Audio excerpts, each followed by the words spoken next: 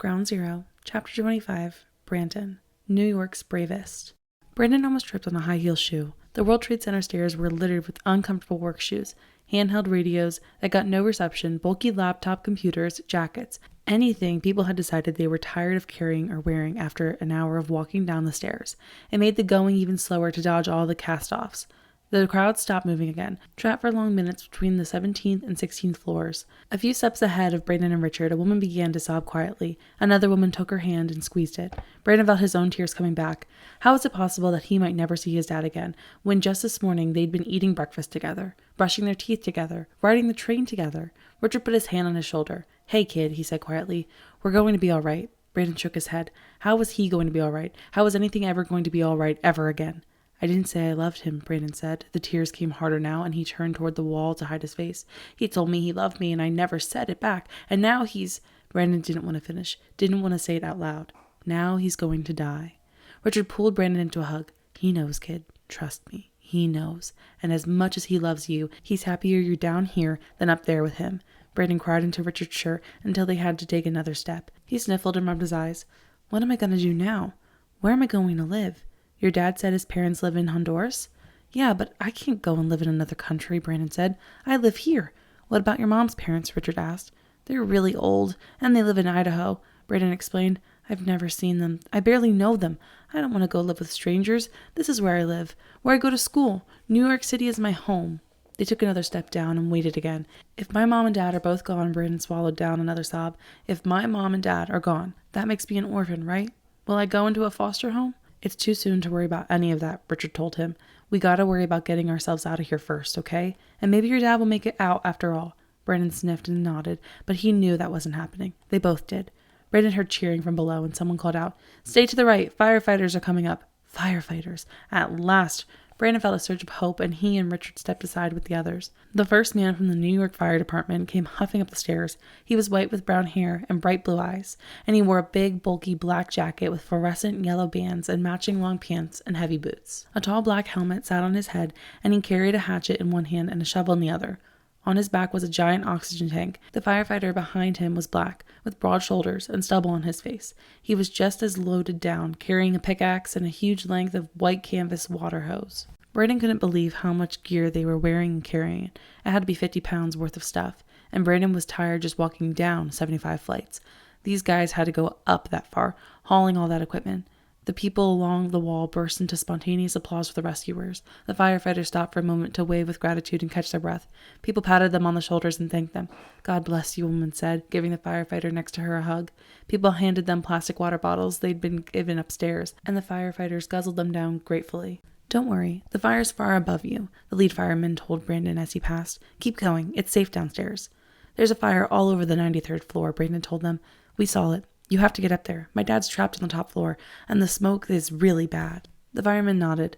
He and his partner were grim and stone-faced, as were the firefighters behind them, no doubt thinking about the long, grueling climb ahead of them, and they were only at the 16th floor. Brandon, Richard, and everyone else escaping the building kept walking along just one side of the stairs. More and more firefighters passed them, and even though it slowed his escape, Brandon was glad to see them keep coming, going up toward the trouble, while everybody else went down. Just after the 12th floor landing, Brandon heard a man's voice on the bullhorn blasting up the stairwell. "Stay calm and keep walking down in an orderly fashion," he called. Then, inexplicably, he started singing, "God Bless America." Richard and Brandon looked at each other. "I was always more partial to This Land Is Your Land," Richard said, a little less bombastic. Brandon didn't care what song the man sang. He just wanted to get out of the stairwell. When they reached the 11th floor, Richard and Brandon finally saw the man who'd been serenading them. He was a big white security guard, wearing khaki slacks and a blue jacket with a World Trade Center patch on it. "This is a day you'll never forget," he told them. "This is a day that will go down in history." "Why?" Brandon asked him. "What's going on?" "They flew a plane into the Pentagon, too," the security guard told them. There were gasps up and down the stairs. "Who did?" Richard asked. "Somebody who's about to get their butts kicked by the US of A," the security guard told them. Brandon frowned. So the security guard didn't know who'd done it. Nobody knew. All they knew that was somebody was flying planes into buildings in America, and for some reason they'd chosen the very building Brandon's dad worked in, the building where Brandon just happened to be that day because he was suspended from school. If only he could go back in time and not punch Stuart Pendleton in the nose. But he had, and here he was. Now he just had to move forward, and he would if people would just move forward on the stairs. Down they went, step by maddeningly slow step. Past the 10th floor, then the 9th. More and more people squeezed into the stairwells at every level. They couldn't be office workers from those floors, Brandon thought. Those people would have been out of the building long ago. They must have been people from other stairwells looking for a faster route, the way he and Richard had. But there was no faster route now. The new people forced their way into the line where there wasn't space, and suddenly everybody was pushing forward, but there wasn't anywhere to go. The woman behind Brandon smushed right up against him, pressing him into the back of a man in front of him on the stairs. "Hey, quit shoving," the man cried. "I can't help it," Brandon told him. The mob kept surging forward, and Brandon was crushed between the woman behind him and the man in front of him. He started to panic. He couldn't see, couldn't move, couldn't breathe, and then all at once his feet were lifted off the ground, and he was being swept forward against his will. "Richard!" Brandon cried, turning his head around. "Help! Watch the kid! Watch the kid!" Richard called out. He was already 3 steps behind Brandon. Richard reached out through the bodies, and Brandon stretched out a hand to try to grab him, but they were too far away from each other. A moment later, Richard disappeared, and Brandon was on his own again, swept down into the stairs by a river of pressing bodies. Chapter 26. Rashmina. Under the Burqa. Rashmina ran up the steps of her village, taking them 2 at a time. She didn't see any American soldiers or any Taliban, not yet. Was she in time? Rashmina burst through the front door of her house. "More! Baba!" she cried. 2 Afghan men with rifles were sitting just inside the door, and Rashmina jumped back. Who are they? Why are they here? Marzia and Moore came in from the women's room. "Rashmina, it's all right," Marzia told her. "The village sent them to guard us and the American." So Taz was still here. That meant Baba wasn't back from the ANA base yet. "Where have you been, Rashmina?" Moore demanded. "Where did you get those scratches? Those bruises? You're filthy!" "The Taliban are coming," Rashmina cried. "They know the American is here. Passoon told them." The guards jumped to their feet, their faces a mix of shock and horror. Anna came in the front room with Zahar in her hands. She had heard everything. "Go and warn the others in the village," she told the guards. "Tell them they must get to safety." "Where?" one of the men said. "What place is safe?" Rashmina grabbed her mother's arm. "Moore, let's take everything we can and leave the village. Let's go to Kabul." "Go to Kabul?" Moore said. "You foolish girl. That must be 300 kilometers. It would take us days to walk there and days to come back." "I mean go and never come back," Rashmina said. She was tired of standing still. She wasn't sure if the capital city was the right place to go, but it had to be better than their village. "We'll live in Kabul forever." Moore looked at her like she'd lost her mind. "Without land to farm? Without a place to live? Nonsense." "Anna still has family there, don't you?" Rashmina asked her grandmother. "There must be someone, a nephew, a distant cousin." "Child," Anna said, in an infuriating tone adults use when they're going to dismiss your idea out of hand. Anger flared in Rashmina. It wasn't like her mother to say no. But Anna too? Why couldn't they leave this village and the Taliban behind and never come back? Move forward, even if it was hard. "Now is not the time, Minajan," Anna told her. "We need a more immediate solution. Many people here are in danger." Rashmina huffed, but her grandmother was right. Running away wouldn't save the rest of the village. But where could you hide an entire village? Hide. Rashmina remembered playing hide and seek with Passoon when they were young, and suddenly she had the answer. "The caves," Rashmina said. "The caves beneath the village. We can hide there." "Stay and watch the American," one of the guards told the other. "I'll go tell the others." The guard hurried off. Moore and Marzia began gathering things to take with them, and Rashmina followed Anna and Zahar into the women's room. Taz lay still on the mat, sleeping. Rashmina was relieved to see him alive, but he wouldn't be for long if they didn't move. None of them would be. Rashmina dropped to her knees next to Taz. Anna had wrapped wet cloths around his wounds, but fresh blood had already soaked through some of the bandages. Anna had also wiped away the black marks on his face from the explosion, but the skin around his eyes was still bright red and raw. "Taz," she said. "Taz, wake up. We have to go. The Taliban are coming." Taz instantly jerked awake. "What? Where? Are they here?"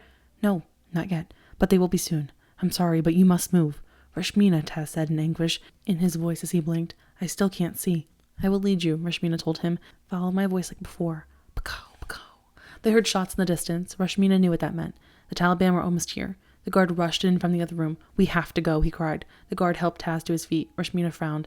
How were they going to hide Taz until they got him into the caves? Anna was 1 step ahead of her. She came to the room with an old blue burqa, the kind of garment women had been forced to wear outside during the rule of the Taliban. It was a robe that covered every inch of a woman's body, from head to toe, with a small mesh window to see out of. Some women still wore them by choice, but not Rashmina's mother or grandmother. "Put this on him quickly," Anna said. The guard helped Taz into the burqa. It hid his head and his shape, but the material only came down to his ankles. Rashmina just had to hope the Taliban wouldn't notice that the woman under this burqa was wearing American army boots. "Come," Rashmina said. "We must hurry." The guard took Taz's elbow and led him to the front room and out the door. Rashmina, Marzia, and Anna followed along with more and carried Zahar. The steps down through the village were already crowded with people who'd been warned by the other guards. They carried children, chickens, bundles of clothing, and treasured possessions, anything of value they could take with them. Rashmina's family went slowly, staying with Taz and the guard. As they descended, more and more people joined them on the twisting switchback stairs that led down through the gray and brown stone walls of the village. Higher above them, toward the top of the village, something exploded. Ptoom! And Rashmina froze in fear. She turned around to see the top of the hill glow orange with flame. There were more cries and more gunfire. The Taliban had arrived. Thump, thump, thump, thump. An Apache helicopter thundered by right overhead, and Rashmina ducked indistinctively. "That's my people," Taz cried, recognizing the sound of the helicopter. Rashmina's heart sank. Now the Americans were here too. That was good in one way. The Americans would keep the Taliban busy. But in another way, it was very, very bad. Now the village was a war zone. Taz stopped in the middle of the stairs. "Maybe we can just flag them down, let them know I'm here." The helicopter's machine gun erupted, and something exploded in the village with a boom. "No, not now," Rashmina told him. "Nope, not now," Taz agreed, letting them hurry him along. Rashmina suddenly heard the familiar sound of a missile hissing across the valley and turned to look. The villagers all around her knew the sound too, and they ducked, giving Rashmina a clear view of the thing as it streaked across the valley.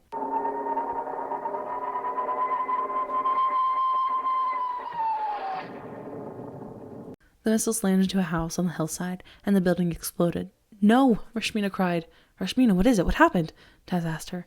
Rashmina couldn't answer. Couldn't find the words. The rocket had just destroyed Rashmina's home. Chapter 27. Brandon. Don't look.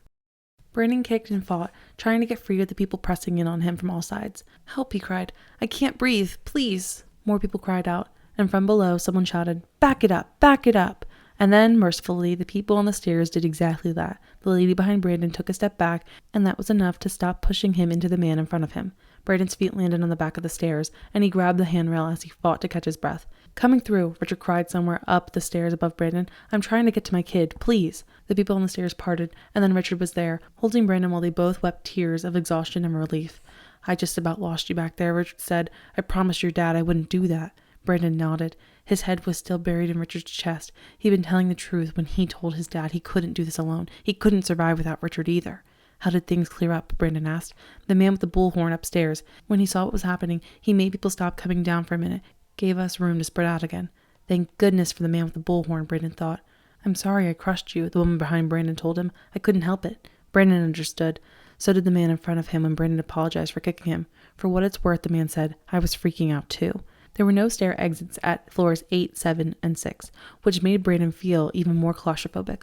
What if people started pushing forward again? He couldn't get out of the stairwell now if he wanted to. But they were so close. Just 5 more floors to go. At last, the stairwell dead-ended at the doorway on the second floor. There was a palpable sense of excitement from the people around Brandon as they filed into the short, dark passageway. The crowd squeezed in more tightly again. "Hey, watch the kid! Watch the kid!" Richard said, keeping his hand on Brandon's shoulders. Things stayed tight, but didn't get out of control. As they inched forward, Brandon almost splashed through water, and he coughed from the dust and smoke in the air. If he didn't know better, Brandon would have thought they were going toward the trouble, not away from it. And then, at last, more than an hour after the first plane hit the North Tower, Richard and Brandon stepped into the tall, open-air mezzanine above the lobby. It was the same half-floor Brandon had seen above him when he'd gotten his ID that morning, and he blinked in the bright, sudden sunlight coming in from the floor-to-ceiling windows. "Keep moving," a Port Authority policeman told them. There were a bunch of Port Authority officers here on the mezzanine, all lined up with their backs to the windows. The Port Authority were the people who managed all the subways and tunnels and bridges and seaports in New York and New Jersey. They ran the World Trade Center too. There were escalators right in front of Brandon that would take him straight down to the lobby, out the front doors onto the street. But the Port Authority police were directing everybody away from the escalators towards the set of stairs on the far wall. Brandon was confused. Why couldn't they just go down the escalator? That was the quickest way out of the building. Even if the escalators weren't working, they could use them as stairs. Why send everybody all the way around? Brandon did as he was told and didn't ask questions, and Richard followed suit. As they shuffled along, Brandon realized why there were Port Authority officers lining the windows. There was something out there they didn't want anyone to see. There weren't enough of them to completely block the view, though, and Brandon snuck a look. He gasped at what he saw. Out on the plaza between the North Tower and the South Tower were bodies, and parts of bodies, broken, bloody, things too awful to think about. Brandon didn't want to look, but he couldn't look away either. It was like a horror movie. It couldn't be real. How could what he was looking at be real? Thousands of sheets of paper fell like snow around the bodies, and broken glass and twisted metal were everywhere. While Brandon watched a piece of metal crash into the plaza, and Brandon flinched. A big beam was immediately followed by something white and blue and brown plummeting down from above, and it hit the ground with a sickening thump. Brandon put his hands up to his mouth and turned away. He had just seen a human being hit the ground from very high up. "Keep moving," Port Authority policewoman said, "and don't look down into the lobby." Brandon looked down into the lobby. It was even worse than the plaza. The big, beautiful lobby where Brandon had been that morning was where the emergency responders had decided to take all the injured and burned people. Dozens, hundreds of bodies were lined up in rows across the floor. Some of them had missing limbs, others had open wounds. Paramedics moved among the burned, broken, and dying people, doing what they could. Dust and debris were everywhere. The elevator shafts in the center of the lobby were twisted and mangled where cars had fallen, and there was a dull, ammonia-like taste in the air, like the way a hospital smells. "Don't look. Keep moving," the Port Authority police told them. Brandon kept moving, but he kept looking too. He should have been sick. He should have been screaming. But it was all so surreal, so impossible. He felt like he was a character in a movie, walking through a nightmare that couldn't be real. Their scenic tour through hell came to an end on the other side of the mezzanine. A white Port Authority policewoman with her brown hair in a ponytail pointed them toward another staircase.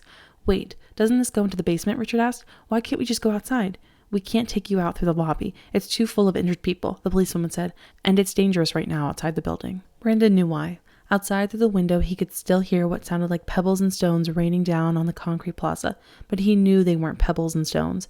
They were bits of building and glass windows and people. "Keep going," the policewoman told them. "You'll come up on the other side of the plaza, away from all of this." "What if the building comes down on top of us?" a hysterical man asked. The policewoman shook her head. "It's a steel structure. No way it's coming down. Go on, trust me. You'll be safer down there." Brandon hated to go into another stairwell. He almost balked, almost backed out, but he knew there was no way out across that plaza. Not with all the stuff raining down from above. They'd just as likely be killed by a falling piece of metal or, well, he didn't like to think about what else. Brandon took a deep breath and followed Richard and the others down the stairs. There wasn't a tight stairwell like before. This was a bigger set of stairs, and everyone was at last able to spread out and move at their own pace. Brandon let out a sigh of relief. Even though they were still inside the building, it finally felt like he had room to breathe. Richard and Brandon went down 2 floors of steps to a bank of revolving doors that had been opened up so they could pass straight through without spinning them, just beyond what was the larger public space, and suddenly Brandon recognized where they were.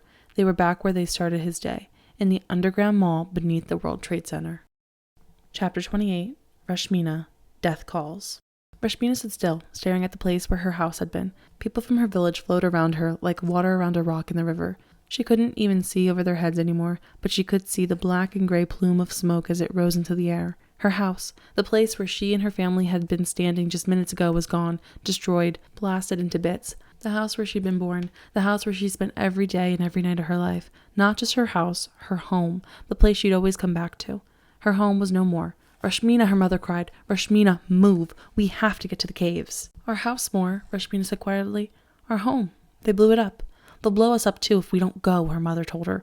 "We'll find a new place to live, Rashmina. Now, please, come." An assault rifle barked, and another fired back. The villagers screamed. The Taliban and the Americans were both in the village now, and fighting each other. Nobody was safe. "What have I done?" Rashmina thought. Her mother had been right. She had brought death to them all. Still in a daze, she caught up to Taz and the guard. "Is everything all right?" Taz asked from inside the burqa. "Where's Rashmina? Is she all right?" "I'm here," Rashmina said. "They blew up my home with a rocket." "Who blew up your house?" "Not the Americans," he said defensively. "Not if your dad told them I was somewhere in the village. They would never fire a missile into a village if they thought I was here." The Taliban, then. They had blown up her house, trying to get at the Americans who shouldn't have been there in the first place. Not just any Americans, Rashmina realized. One in particular. The Taliban had fired at her house on purpose because Bassoon had told them Taz was there. Rashmina felt like she was sinking, like her body was still standing, still moving down the steps, but her spirit was draining out of her, leaving her hollow and empty inside. That her brother had finally gone to join the Taliban shouldn't have been a surprise to her. All the boys did eventually. That was the path Bassoon had been headed down, long before today. But to have pointed out his own home to them, with his own mother and grandmother and brother and sister in it, knowing the Taliban would shoot a missile at it, how could the brother she loved have been so heartless, so evil? Bullets hit the wall beside them, spraying them with bits of concrete and rock. They all ducked, and Rashmina scanned the rooftops. There, a Taliban fighter with an AK-47. The guard next to Taz whipped the rifle off his shoulder and shot back.